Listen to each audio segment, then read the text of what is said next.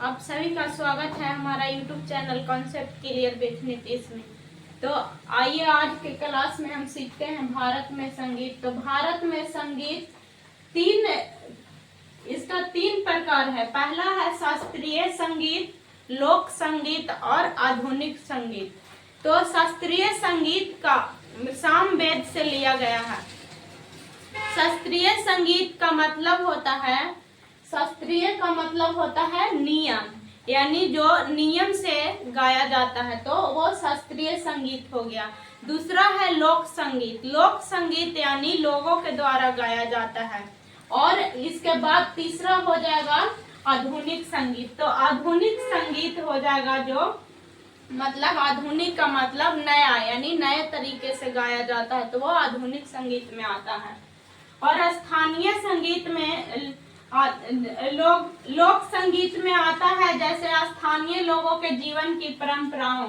और अभी हम चलते हैं शास्त्रीय संगीत। तो शास्त्रीय संगीत में मेन रूप से राग और ताल पर निर्भर है, यानी ये दो भागों में ये भी बांटा गया। एक है हिंदुस्तानी शास्त्रीय संगीत और कर्नाटक शास्त्रीय संगीत।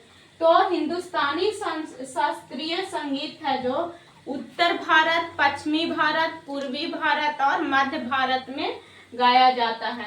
इसका प्रमुख क्षेत्र है यूपी यानी उत्तर प्रदेश, एमपी मध्य प्रदेश, राजस्थान, पंजाब, हरियाणा और महाराष्ट्र, गुजरात, पश्चिम बंगाल आदि। प्रमुख वाद्य यंत्र है सितार, सरोद, सारंगी, संतूर, तबला, पखावज और शहनाई। और शास्त्रीय संगीत को सबसे पहले देखें हम कि ये सामवेद से, इसका स्रोत सामवेद है। तो शास्त्रीय संगीत दो भागों में बांटा गया है, हिंदुस्तानी शास्त्रीय संगीत और कर्नाटक शास्त्रीय संगीत। हिंदुस्तानी संगीत का विस्तार है उत्तर भारत में और कर्नाटक संगीत शास्त्रीय संगीत का विस्तार दक्षिण भारत में है। जैसे उत्तर भारत में देखे हो गया यूपी हो गया, उत्तर प्रदेश हो गया, राजस्थान हो गया, मध्य प्रदेश हो गया, पश्चिम बंगाल हो गया और पंजाब हो गया, हरियाणा हो गया, ये सब उत्तर भारत में आता है। इसका प्रमुख वाद्य यंत्र देखे सितार, सरोद, सारंगी, संतूर, तबला, पखावज, शहनाई आदि। इसमें एक बात और ध्यान रखिएगा कि इसमें 7 मूल स्वर है। तो 7 मूल स्वर कौन कौन सा है? तो है सा, रे, गा, मा, पा, धा, नी, सा, रे, गा, मा, पा, धा, नी। ये 7 शास्त्रीय संगीत का मूल स्वर है। शास्त्रीय संगीत का मूल स्वर कितना है? तो 7 है। सा, रे, गा, मा, पा, धा, नी।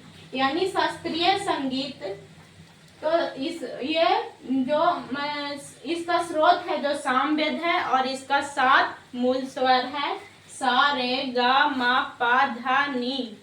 और इसमें इसका प्रमुख गायन शैली है, यानी गाने का शैली। तो पहला है ध्रुपद। ध्रुपद है, ख्याल है और ठुमरी है। ध्रुपद यानी हिंदुस्तानी संगीत की बहुत पुरानी और गंभीर गायन है।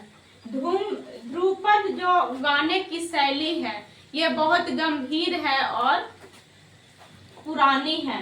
ख्याल मतलब कल्पना और विचार। जैसे इसमें भाव, प्रेम, ये भाव नहीं, ये कल्पना और विचार के रूप में गाया जाता है। किस तरह का विचार होता है, किस तरह के कल्पना कर रहे हैं, इसी पर आधारित है ख्याल।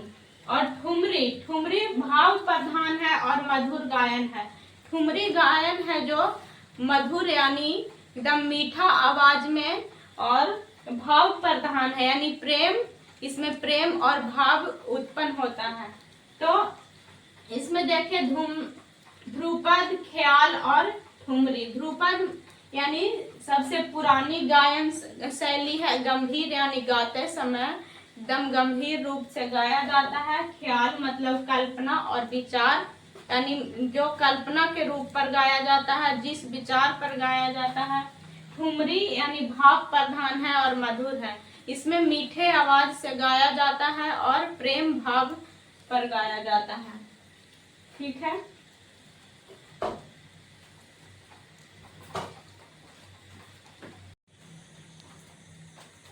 दूसरा है कर्नाटक शास्त्रीय संगीत।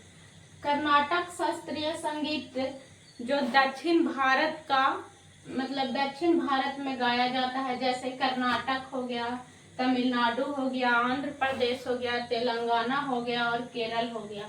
तो ये कर्नाटक शास्त्रीय संगीत दक्षिण भारत में गाया जाता है। इसमें भी राग और ताल सबसे महत्वपूर्ण है। तो इसका वाद्य यंत्र है वीणा, मृदंग, वायलिन और घटम। कर्नाटक शास्त्रीय संगीत का वाद्य यंत्र है वीणा, मृदंग, घटम और वायलिन। तो इसके प्रमुख रचनात्मक रूप है, जैसे कृति है, वर्णम है, कीर्तनम है और रागम है, तानम है, पल्लवी है। कृति का मतलब होता है एक धुन में गाना, जैसे गीत गाया जाता तो एक लय होता है, गीत गाने का, संगीत गाने का एक लय होता है, धुन होता है। तो यानी जो धुन में गाया जाता है कृति हुआ, और उस धुन और गीत की रचना करता है। कृति धुन और गीत की रचना करता है, उसे गायक गाते हैं। धुन का मतलब लय होता है। और हो गया वर्णम। वर्णम का मतलब हो गया राग, स्वर और ताल। इसमें स्वर कैसा है, राग और ताल में महत्वपूर्ण भूमिका निभाती है। कीर्तनम। कीर्तनम का मतलब है भक्ति और धार्मिक भाव, यानी ये भगवान से जुड़े होता है। ये संगीत होता है जो भगवान से जुड़े होता है, इसमें भक्ति होता है, भगवान के ऊपर भक्ति, प्रेम। तो धार्मिक रूप से ये संगीत गाया जाता है। तो ये हो गया कीर्तनम। उसके बाद है रागम, तानम और पल्लवी। रागम में राग का विस्तार होता है, तानम में राग और लय के साथ आगे बढ़ना। उसके बाद है पल्लवी। पल्लवी एक प्रमुख पंक्ति को आधार बनाकर संगीत का विस्तार करता है, मतलब एक पंक्ति के रूप में उसे विस्तार करता है, तो वो हो गया पल्लवी। ठीक है। इसके बाद हम देखे थे इसमें कि भारत में संगीत 3 प्रकार के होता है, शास्त्रीय संगीत, लोक संगीत और आधुनिक संगीत। तो शास्त्रीय का मतलब बताए थे आप लोग का, इसमें किसान वेद से लिया गया है। तो इसके बाद हम नेक्स्ट वीडियो में चलेंगे लोक संगीत और आधुनिक संगीत। तो आज की क्लास यहीं से समाप्त करते हैं, मिलते हैं फिर नेक्स्ट वीडियो में। वीडियो देखने के लिए थैंक्स।